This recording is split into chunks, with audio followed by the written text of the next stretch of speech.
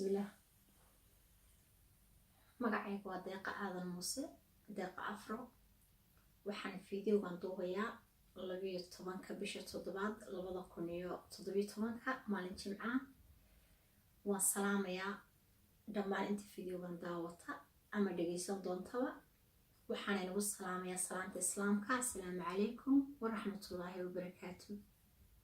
waxaan rabaa halkan inaan kaga hadlo arrin aad iyo aad muhiim igu ahayd. runtii aan muddo badanna ka fakarayay, ilaa yaraantaydii ilaa haddaba ilaa markasta aan aad uga fakari jiray. waan dareensanahay runtii in kuwo badan oo idinka mido runtii aan ku yara aragti duwannahay, laakiin muhiimadeedu waxay tahay horta anigu waxa aan raba inaan soo gudbiyo taasaa aniga aad igu muhiima. sidaan la soconnaba adduunyadan waa lagu soo kala horeeya, waana lagu kala dambeeya.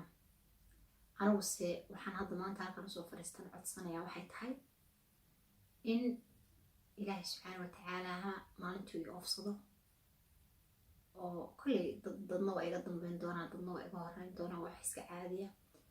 laakiin anigu waxaweyaan waxaan codsanayaa maalintii ilaahay i oofsado ee ajashaydu dhammaato ee aan dhinto, inaan wax qabri alle ii qodin, inaan lay aasin. arrintan waxaan ka fakarayay runtii muddo aad iyo aad u fara badan.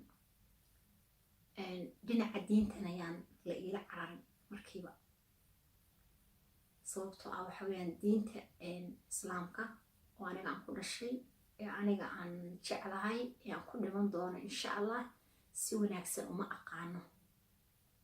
ilaahay subxaana watacaala ha ii kaso inaan si wanaagsan u barto insha allah. mana garan karo runtii culayska ama cadadka ay ka qosayn karta arrintan. runtii anigu ma garan karo, hadda mid ii cabiran ma aha. dhinaca diinta weli kuma eegin, laakiin dhakhaatiir badan baan la xiriiray. arrintan macnaha waxaa ka suurtageli karaa, waxaa ka macquulka ah, siday u dhici karto. waxaweyaan runtii inkastoo dhakhtarkii ugu dambeeyey runtii uu iniyad jebiyey, uu igu yiri adiga waxaad ka baqaysaa qabriga iyo waxaad ka baqaysaa dhuwa xabaalo, laakiin isagu siduu ii sheegay in isagu maxaa la yidhahdaay uu saxiixay markuu isagu dhinto in la gubi doono. subxaan allah. marka aniga ahaanteyda fikraddeedu waxay tahay iyadoon wax diin ah meesheeda loogu tegin oo la ixtiraamayo, oo maxaa la yidhahdaay aan diinta meesheeda loogu tegin, haddana in fikrad ahaan iyo maxaa kore system ahaan bal waxa arrintan ka suurtageli karaa in la eego. adduunka maxaa la yidhahdaay dhul la-aan kama jirto. adduunka dhul badan baa iska bannaan. dhul kasta wadan kasta wuxuu leeyahay dhul aad u tiro badan oo lama degaana, oo meydka la dhigi karo. meeshii laga aasi lahaa in meydka meeshaas la dhigo. dhul kasta wadan kasta dhulka ka bannaan in meydka la dhigo. haddi kadib xitaa haddaa fiirisi systemka ay wax u socdaan, waxa weeyaan dadka haddaad eegtid, dadka sii gaboobaya iyo dadka soo dhalanaya, runtii waxaad moodaa dadka sii gaboobaya in aad u tiro badan yihiin, oo runtii ay aad u yaraatay dhalmadii iyo tarankii, inuu hadda kadib xitaa aad isu yaraan doono. khaasatan hadda wadamadan reer galbeedkaan joogno, inuu aad wixii isu yaraan doonaan.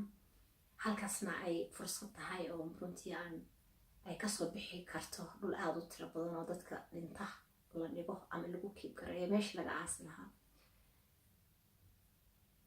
qaar baa oran doona talow culayska soo food saaray ay ka sheekeynaysaa waa maxay. runtii anigu alxamdulilah rabbilcaalamiin waan caafimaad qabaa, laakiin soomaalida waxay tiraahdaa wixii aan la huraynin horaa loo qabsadaa. marka aniga waxay iga tahay wixii in horey loo qabsado unbay iga tahay, waana waxaan la huraynin, waana wax aniga igu taagan inaan wixii aniga fikirkayga aan ka dhiibto, maadaama waxaan anigu rabo weeyaan.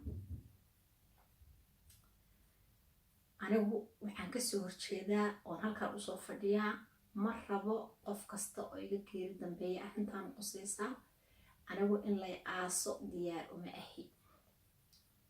qofkasta markuu intuu nool yahay ayuu magaranaysaa wax ka hadlaa, wax codsadaa, wax dhihi karaa. inkastoo aanan rajo aada u fiican aanan ka qabin, oo xitaa aniga hooyadii i dhashay oo adduunka ilaahay iigu jecel yaraan baanu ahay. hooyaday labada andhood bay iga jeceshahay, cimrigeeda ilaahay ha raajiyo. haddi kahor maraan weydiiyaan ku yidhi anigu hooyo ma doonayo haddaan dhinta in lay aaso. waan ka dhaadhicin kari waayo. waxay ugu tiri maa waxaa ka baxo dad iga horreysidna waan ku asturayo.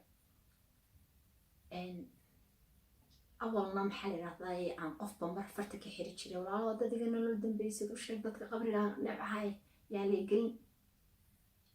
laakiin hadda maanta anaaba halkaan la soo fariistay. ilaahayna taladan saaranaya insha allah inaan lay aasin, oo aan dhulkaas anigu hadda aan ku dul qorxoonahay, oo aan ku dhashay, oo aan ku qurux badanahan joogo hoostiisa inaan lay gelin baan ilaahay ka barya. dadka waxaan aad iyo aad ula yaabaa dadka xabaalaha inta soo kala yaacaan. mar allaala marka qofku dhintaa waxaad arkaysaa waxasa usoo kala ordayo meelkiimadan la aqoono ma jarafadiya balaayi. horta waxay wax ku xabaalaan xagge u yaallaan. waxaan dhihi lahaa naxariis darrada iska daaya. qofku markuu dhinta xal kale hala keeno. waxa weeyaan anigu hal gabar hadday imaydho is okay. xitaa dadka mayra intay soo kala cararaan bay maxaa layidhaha dadka isugu tagaanoo jiidaan dadka meydka ah. anigu waxaasoo dhan ma rabo. barafuunada iyo cadarada aadka u udgoonna ma jecliya, yaan laygu shubin. surkana yaan layga xirin. qabrina yaan lay gelinin. qofkii qabri iyo qoda qabri igeliya maalinta yoomal qiyaamaan haystaa ma cafiin.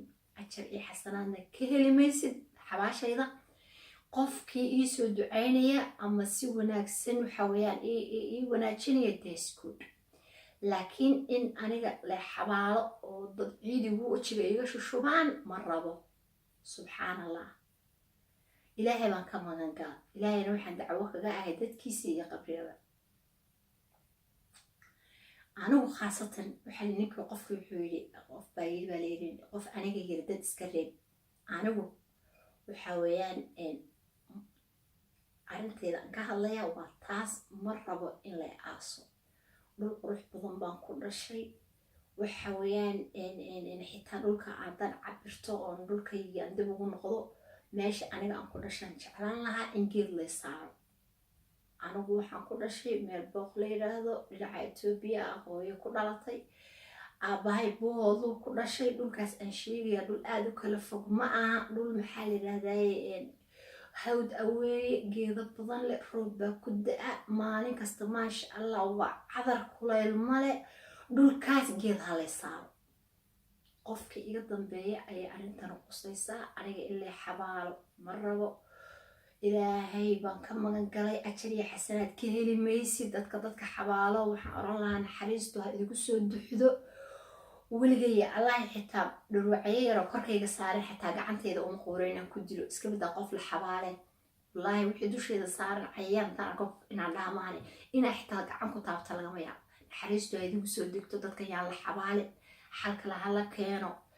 maxaan ku dhahata arrimaha diintii waxayaan la ila cararin yan markiiba la ila boodin. arrinteedu saas weeye way caddahay. waxa aan nabcaan ka hadlayaa, waxa aan rabin baan sheegayaa. ajariya xasanaad ka heli maysaan. qofkii maanta iduuga oo maxaa la dhahdaa ila soo kala wajiga ciidi iga shuba. ilaahay baan ka magan gala. surkan ayaa mara la iga xiro. waa necbahay. ajarna ka heli maysid. haddaan idiin sheegaya maalintaa dhinto ajar iyo xasanaad toona ka heli maysaan. aqranada haystaa dadi aastaan qabrigaas dhulkaas hay gelinina. geedkaas halay saaro. dhulkaa geed halay iga samro. xaafadahaas halay geeyo. meesha aan ku dhashay irjiciila azalime carabta oran jirta xagga halay geeyo. wayd ka codsanayaa qof kasta oo iga nolol dambeeyaana arrintaas qusaysaa. videoga wuxuu qusayaa maanta halka la fadhiyaa qof kasta oo iga nolol dambeeya.